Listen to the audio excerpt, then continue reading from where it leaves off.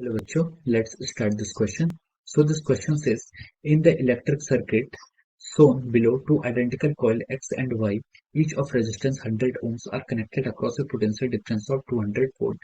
When a copper voltmeter is connected across a terminal A and B, the ammeter reading is found to be 10 ampere. Determine the heat developed in the coil Y and the mass of the copper deposit at the respective electrode after 1 hour, given that ECE of copper is 0.0003 t ग्राम पर सी। Okay, तो देखिए अब हम इस question को आपका solve करते हैं। तो देखिए बच्चों, इस क्वेश्चन का जो आपका की कॉन्सेप्ट है, ये आपका इलेक्ट्रिसिटी पर बेस्ड क्वेश्चन है। हम यहाँ पर इलेक्ट्रिसिटी इसका क्या लिखेंगे, की concept is our electricity. Okay, तो चलिए बच्चों, अब हम इस क्वेश्चन को स्टार्ट करते हैं। तो देखिए क्वेश्चन में हमें क्या दिया है कि in an electric circuit shows that two identical coil X and Y each of resistance 100 ohms are connected across a potential difference of 200 volt। ये X और Y जो आपकी दो कॉइल्स हैं, ये क्या दिए हैं, ये आपके X और Y दो कॉइल्स हैं, ये क्या आपकी पैरेलली एक दूसरे से कनेक्ट है, ठीक है। और जिनमें पोटेंशियल डिफरेंस आपका 200 वोल्ट यहाँ पर अप्लाई है। तो देखिए ये जो X और Y है, इसका हम अगर इक्विवेलेंट रेजिस्टेंस निकालें तो ये दोनों आपके क्या है, पैरेलल में है। पैरेलल में है तो हम सीधे लिख सकते हैं कि x into Y divide by X plus Y, this is the net resistance of X and Y, ठीक है।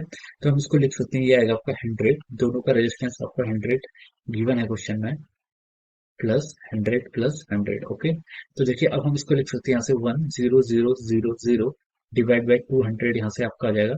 और हम इसको कैंसिल करके लिख सकते हैं कि आर एक्स वाई का जो इक्विवेलेंट रेजिस्टेंस है वो कितना आ गया आपका 50 ओम्स। इन दोनों का यहाँ पर क्या आ गया, इक्विवेलेंट रेजिस्टेंस आ गया।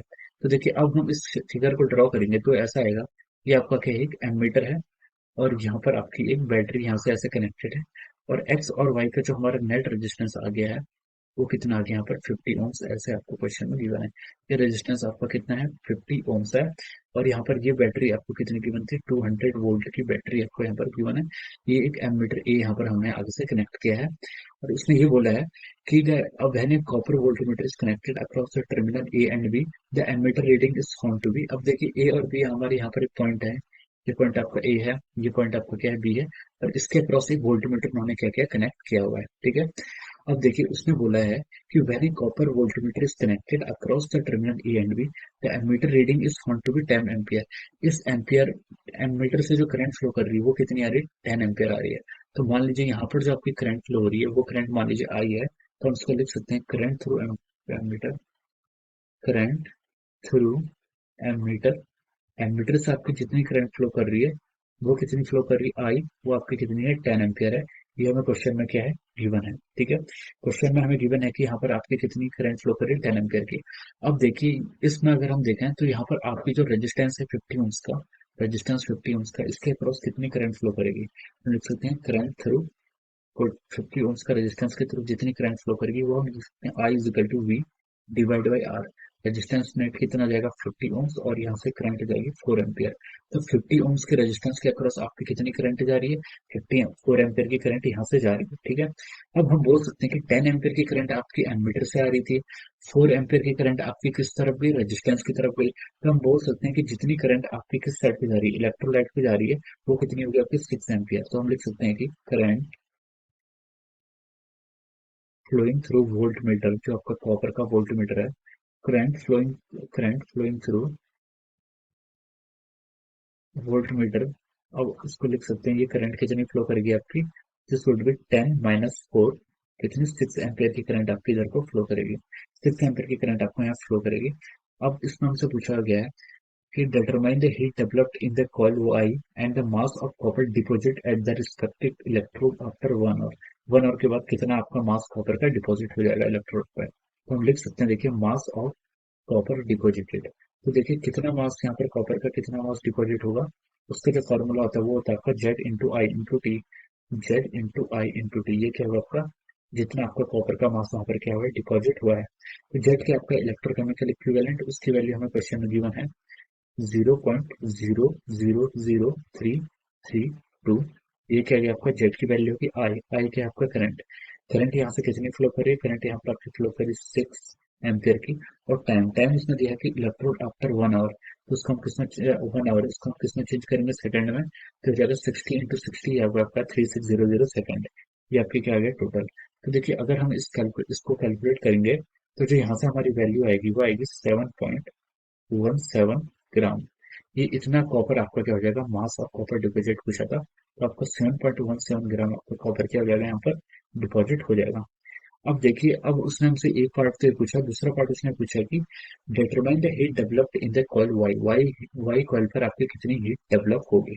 तो देखिए, इस 50 एम्पेयर के थ्रू आपकी कितनी करंट जा रही थी, इस 50 एम्पेयर के थ्रू आपकी 4 एम्पेयर की करंट यहाँ से फ्लो कर रही थी, ठीक है।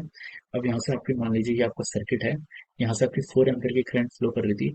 इस 50 एम्पेयर को क्या लिख सकते हैं, ये आपका कॉम्बिनेशन था, एक 100 ओम्स का रेजिस्टेंस ऐसे कनेक्टेड है एक्स, और दूसरा आपका वाई जो आपका 100 ओम्स का रेजिस्टेंस है वो आपका ऐसे कनेक्टेड है, ठीक है, ये आपकी कनेक्टेड है।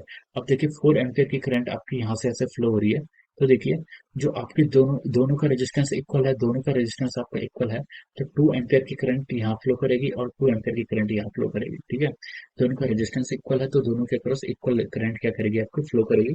अब उसने क्वेश्चन में हमसे पूछा था कि determine the heat developed in the coil Y Y पर आपकी कितनी हीट आपकी डेवलप होगी, हमें यहाँ पर कैलकुलेट करना है। तो हम इसको बी पार्ट मान के चलेंगे। तो बी पार्ट में अगर हम लिखेंगे कि कितनी हीट डेवलप हुई है, तो हम लिखेंगे हीट इज इक्वल टू, कितनी हीट होगी, हीट का जो फॉर्मूला होता है आपका I square into resistance into the time, कितना टाइम लगा है।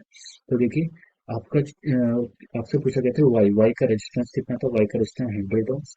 तो लिख सकते हैं उसके अक्रॉस कितनी करंट गई थी, उसके अक्रॉस करंट गई थी आपकी 2 का स्क्वायर इंटू रेजिस्टेंस आपका कितना है 100 ohms into time taken. Time कितना है आपका, जितना टाइम आपका कॉपर डिपॉजिट होने में लगा है ये आपका है 3600, इतना आपका टाइम हो जाएगा। तो 2 का स्क्वायर कितना का 4 इंटू 100, 400 इंटू 36000, ठीक है।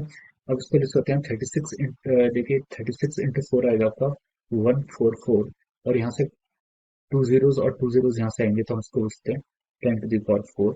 ये आपका हीट है, ये आपका जूल में आ जाएगा, ठीक है। हम इसको फर्दर लिख सकते हैं 1.44 इंटू 10⁷ जूल। तो इतनी क्या है आपकी जूल, इतनी हीट आपकी क्या होगी वहां पर डेवलप्ड होगी इन द कॉइल वाई, तो ये आपकी हीट डेवलप्ड होगी, ठीक है। तो देखिए अब हम यहाँ से हमने दो क्वेश्चन पूछे थे, दोनों क्वेश्चन के हमने आंसर कैलकुलेट कर लिए। पहला उसने पूछा था कि हीट डेवलप कितनी भी हीट आपकी यहाँ पर डेवलप होगी, इसका आंसर ये है। और उसने पूछा था कि कितना मास डिपॉजिट होगा, तो मास आपका 7.17 ग्राम इतना आपका डिपॉजिट होगा। So I hope you all understood this concept. Thank you so much.